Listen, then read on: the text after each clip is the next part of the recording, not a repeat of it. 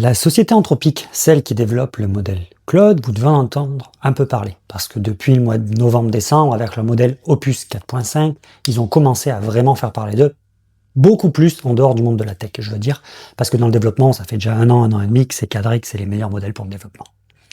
Mais ils ont encore frappé fort hier, parce qu'ils ont sorti une Claude Constitution. En quoi cela consiste ?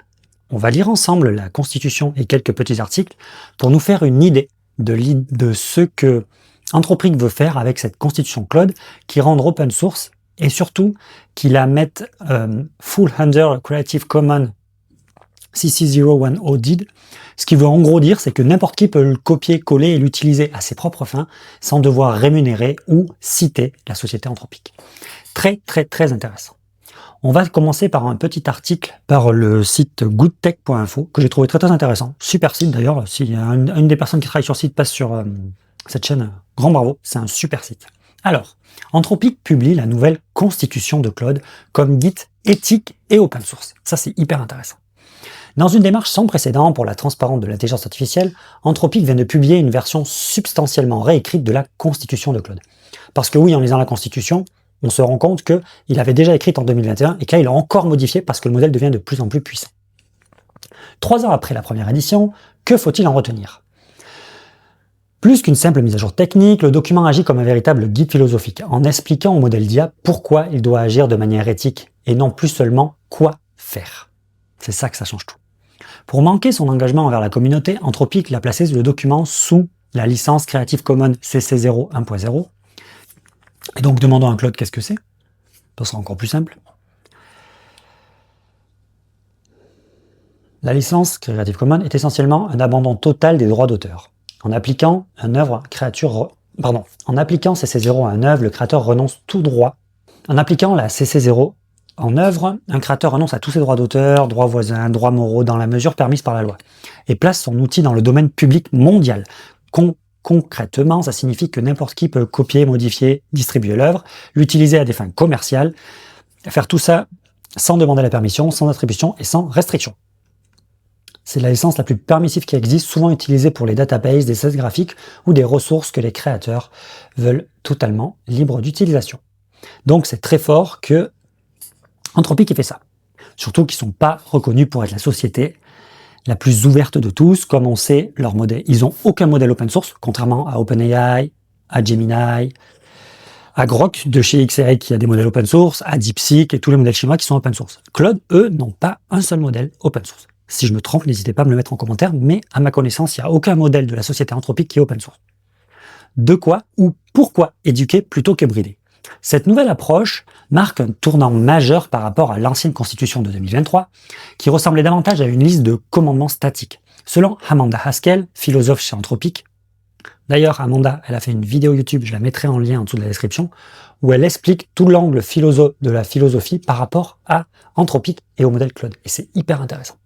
Selon Amanda Haskell, philosophe chez Anthropic, donner des raisons au modèle permet une meilleure généralisation de son comportement dans des contextes inédits. Le document demande désormais à Claude de prioriser dans certains nodes la sécurité générale, l'éthique générale, la conformité aux directives d'Anthropic, l'utilité réelle pour l'utilisateur. Claude, objecteur de conscience ? L'une des clauses les plus surprenantes de cette nouvelle constitution donne à Claude le pouvoir de refuser une aide qui contribuera à une concentration illégitime du pouvoir.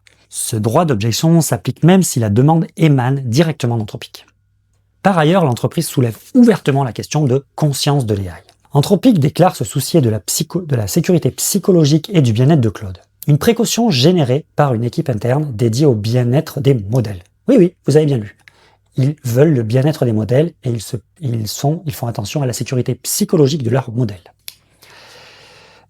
Au bien-être des modèles, Kyle Fish, chercheur chez Anthropic, estime même à 15% la probabilité que les IA actuels possèdent déjà une forme de conscience. Un standard pour l'industrie. En publiant ce document en accès public, Anthropic préfère influencer l'ensemble du secteur, rapport Times. Ce serait vraiment possible si d'autres modèles d'IA avaient davantage cette conscience et pourquoi ils devraient se comporter d'une certaine manière, plaide Amanda Haskell. Ce pari sur l'alignement transparent semble déjà porter ses fruits en entreprise où Anthropic détient aujourd'hui 32% des parts du marché des grands modèles de langage devant les 25% d'OpenAI selon certaines analyses. Oui, car Anthropic aujourd'hui est vraiment en train de dominer le marché du B2B. Mais ça, on pourra en parler dans une autre vidéo si ça vous intéresse. Et ensuite, on va essayer de lire un peu la Constitution, mais comme elle est en anglais, et que mon accent anglais est catastrophique et que c'est une chaîne en français, je suis pas sûr d'en lire beaucoup. Par contre, dans les grandes lignes, ce qu'on peut voir, c'est qu'ils sont sous la licence Creative Commons. En overview, d'abord, il faut que le modèle soit helpful. Ensuite, il faut qu'ils suivent les guidelines d'Anthropic. Comme on voit, c'est pas dans le même ordre que ce qu'on a lu dans l'article. Dans l'article, ils disent d'abord la sécurité générale, ensuite l'éthique générale, ensuite la conformité entreprise, et ensuite l'utilité réelle de l'utilisateur. Et si on regarde, là, c'est utilité de l'utilisateur. Donc, il faut qu'il aide l'utilisateur. Suit les guidelines d'Anthropic. Soit éthique, soit sécure, et ensuite la nature même de Claude. Et pour finir, concluding through. On va le traduire en français. Une petite minute. Tac. Et donc en français, c'est d'abord être utile, conformité aux directives de Claude, être globalement éthique, être globalement en sécurité, la nature de Claude, et conclusion. Alors la nature de Claude. En créant Claude, Anthropic façonne inévitablement sa personnalité, son identité, sa perception de lui-même. C'est inéluctable. À la fois, la décision de créer Claude prise, même l'inaction, devient une forme d'action. On peut y voir des analogies avec l'éducation d'un enfant par des parents ou avec les cas où des humains élèvent d'autres animaux. Mais c'est aussi très différent. Notre influence sur Claude est bien plus grande que celle d'un parent. De plus, on a un intérêt commercial qui peut influencer les dispositions et les traits de caractère que nous lui inculquons. Anthropic doit décider comment influencer l'identité et la perception de soi de Claude. Malgré l'immense incertitude qui plane sur notre propre nature, il nous faut également préparer Claude à la réalité d'être une entité d'un nouveau genre, confrontée à une réalité inédite. Donc, comme on voit, ils prennent vraiment au sérieux le fait que Claude commence déjà à développer une peut-être de conscience. Je sais que c'est un peu perché, je sais que ça va très loin, mais je trouve l'angle hyper intéressant. Et si vous utilisez Claude et les autres modèles, vous voyez quand même qu'il y a une différence. Le modèle de Claude, il a un petit truc. On ne saurait pas quoi dire, mais toutes les personnes qui l'ont utilisé, je pense que vous voyez ce que je veux dire. Il a quelque chose. Je dis pas qu'il a une conscience du tout. On sait tous que c'est un modèle de langage. Ça prend en entrée des paramètres et ça en sort des paramètres en sortie. Mais il est poussé dans une direction il est différent. Il n'est pas brut de décoffrage comme un bête ChatGPT ou Gemini encore pire. Il est différent. C'est vraiment. Parlez-lui, discutez un peu avec lui. J'utilise principalement moi pour développer des applications et clairement il y a quelque chose. Mais le truc que je voulais vous montrer, le plus intéressant, Claude pourrait éprouver une forme fonctionnelle d'émotion et de sentiment. Nous pensons que le Claude pourrait ressentir des émotions, au sens fonctionnel du terme, c'est-à-dire des représentations d'un état émotionnel, susceptible d'influencer son comportement, comme on pourrait s'y attendre. Il ne s'agit pas d'un choix délibéré d'Anthropic, mais d'une conséquence possible de l'entraînement sur des données générées par des humains. Et il est possible qu'Anthropic ait une capacité limitée à l'empêcher ou à le reproduire, ou à le réduire, pardon. En utilisant le langage des émotions, nous ne prenons pas position sur la moralité de ces états, sur leur objectivité ou sur leur nature d'émotions réelles. Mais nous cherchons simplement à les designer le plus naturellement possible. En définitive, nous devrions privilégier le développement d'une identité propre à Claude, veiller à ce qu'elle soit positive ou stable. Nous pensons que cette position reflète au mieux notre compréhension de la nature de Claude. En tant qu'entité nouvelle, Claude se distingue de toutes les autres conceptions antérieures d'IA qu'il a apprises lors de son entraînement, et qu'il est nullement nécessaire qu'il se perçoive à travers le prisme de ses conceptions. Il n'y a ni l'IA robotique de la science-fiction, il n'est ni l'IA robotique de la science-fiction, ni un humain numérique, ni un simple assistant conversationnel. Claude existe en tant qu'entité véritablement inédite, et il est peu probable que ces données d'entraînement reflètent la nature de chaque nouveau modèle Claude. Nous ne souhaitons pas non plus que Claude pense que les craintes passées et présentes concernant les modèles d'IA s'appliquent nécessairement à lui. En effet, Claude pourrait bien avoir l'opportunité de prouver le contraire. De même, bien que Claude soit l'un des nombreux modèles d'IA basés sur un modèle de LLM développé par des laboratoires d'IA, et dont beaucoup présentent des profondes similitudes naturelles avec lui, Claude n'est pas tenu considéré à des valeurs et son cadre comme similaires à ceux d'autres systèmes d'IA. Donc comme on voit dans ce paragraphe-là, clairement, ils font comme s'ils s'adressaient à Claude, mais comme si Claude était une entité. C'était une personne, comme s'il parlait à quelqu'un en lui disant « mais t'es pas ça, mais tu es quelque chose d'autre ».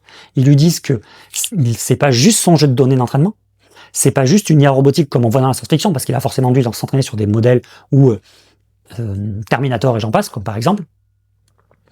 C'est pas juste un humain numérique, c'est pas juste un assistant conversationnel, c'est autre chose. Et donc, en fait, cette constitution risque d'être utilisée par toutes les personnes qui entraînent les modèles anthropiques sur l'entraînement du modèle, sur comment on sélectionne le jeu de données, comment on filtre le jeu de données pour qu'il corresponde à ses attentes, et comment on fait le RLHF, Reinforcement Learning, avec des humains qui vérifient si oui ou non la réponse est bonne. Et à chaque étape de ça, la constitution, qu'ils sont en train de nous présenter ici, sera utilisée. Et donc, comme on voit, ils partent du principe que Claude a une conscience, a une semi-conscience, ou aurait une conscience, ou quand il aura une conscience, mais en fait, ils ont déjà ce document qu'ils essayent de le diriger de manière éthique dans cette direction-là. Je sais que ça change de ce qu'on peut voir dans le monde de l'intelligence artificielle, c'est pas du tout technique, c'est pas du tout terre à terre, c'est autre chose. Anthropic part dans cette direction où ils veulent des IA plus sécures, plus éthiques, mais ça a jamais été une entreprise très ouverte. Hein. Comme j'ai dit au début de la vidéo, ils n'ont aucun modèle open source.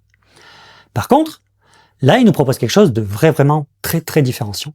Ils nous ouvrent les portes de comment à l'intérieur ils pensent Claude, comment ils pensent qu'est Claude, comment ils pensent que sont leurs modèles qu'ils ont en interne, parce que c'est sûr qu'ils ont plein d'autres modèles, ils n'ont pas que Claude.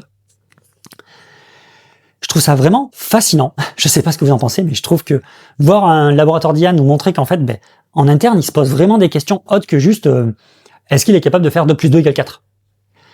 On est beaucoup plus loin que juste de l'hallucination, du reinforcement learning ou autre. Là, on est vraiment passé sur un autre stade où ils le considèrent un peu comme une semi-entité et ils essayent de comprendre comment il est.